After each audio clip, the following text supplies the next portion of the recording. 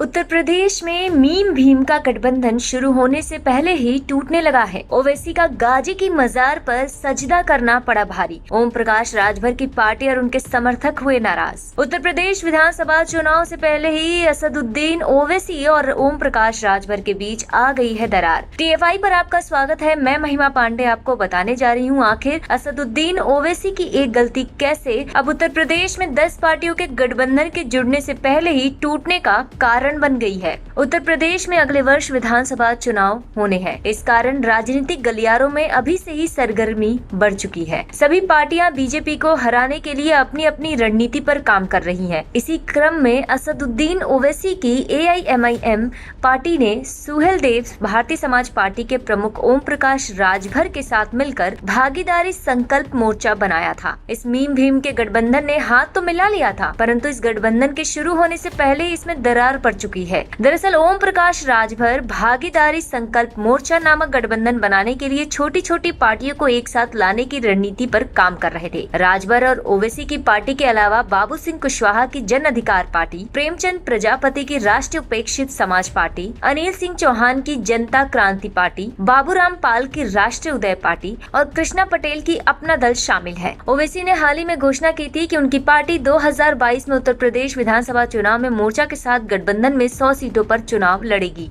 अब इस गठबंधन में दरार का कारण असदुद्दीन ओवैसी द्वारा बहराइच में जाकर गाजियों की मजार पर चादर पोशी है। दरअसल ओवैसी बहराइच में सैयद सालार मसूद गाजी की दरगाह पर गए थे, जहां उन्होंने चादर चढ़ाई, लेकिन उसी बहराइच में मौजूद राजा सुहेलदेव की स्मारक पर नहीं गए। राजा सुहेलदेव ने ही सैयद सालार मसूद गाजी को हराया था। ओवैसी की चादर पोशी के बाद दलित समाज के लोगों समेत अन्य छोटे दलों ने विरोध किया। कई राजनीतिक दलों के नेताओं ने OP राजभर से सवाल किया था कि क्या वो राजनीतिक लाभ के लिए उनके पूर्वजों से जंग करने वाले और उन्हें शहीद करने वाले गाजियों की कब्र पर चादरपोशी करने वालों के साथ गठबंधन करेंगे। अब सुहेलदेव भारतीय समाज पार्टी के अध्यक्ष ओम प्रकाश राजभर ने उनसे दूरी बना ली है। ओम प्रकाश राजभर ने ओवैसी के साथ शुरू हो रही अपनी चुनावी यात्रा से भी खुद को अलग कर लिया है। दरअसल न्यूज 18 की रिपोर्ट के अनुसार ओवैसी OP राजभर के साथ मिलकर 15 जुलाई से चुनावी यात्रा शुरू करने वाले थे। दोनों ही पार्टी के राष्ट्रीय अध्यक्ष गाजियाबाद, हापुड़, मेरठ, बुलंदशहर और संभल के पार्टी के कार्यकर्ताओं से मुलाकात के साथ ही मंच साझा करते हुए मुरादाबाद जाते।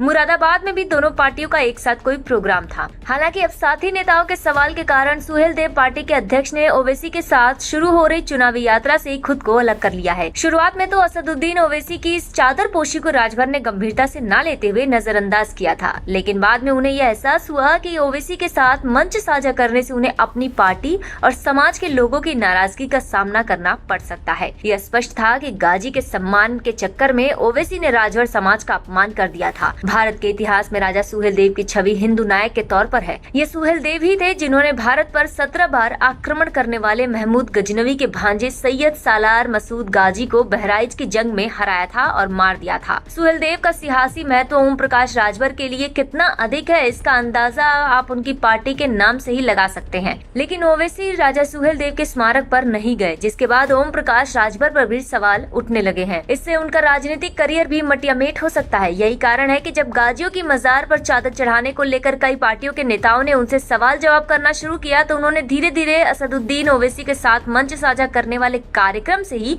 दूरी बनानी शुरू कर दी। अब उन्हें ये समझ आ गया है कि मीम भीम का एक साथ आना मुश्किल है। दोनों की राजनीति ही अपने अपने समाज के तुष्टिकरण पर टिकी है। अगर एक ने भी कुछ अलग करने की कोशिश की तो राजनीति में उनकी प्रासंगिकता ही समाप्त हो जाएगी। चाहे कुछ हो जाए, ओवैसी गाजियों पर चादर पोशी करना नहीं छोड़ सकते। ऐसे में अगर राजभर को उनके साथ रहना है तो अपने समाज की नाराजगी का सामना करना पड़ सकता है, और उनके समाज का समर्थन ही उनकी ताकत है, जिसका बलिदान वो नहीं दे सकते। अगर कहा जाए कि ओवैसी की धार्मिक कट्टरता के कारण राजभर का 10 पार्टियों वाला गठबंधन टूट जाएगा तो ये गलत नहीं होगा।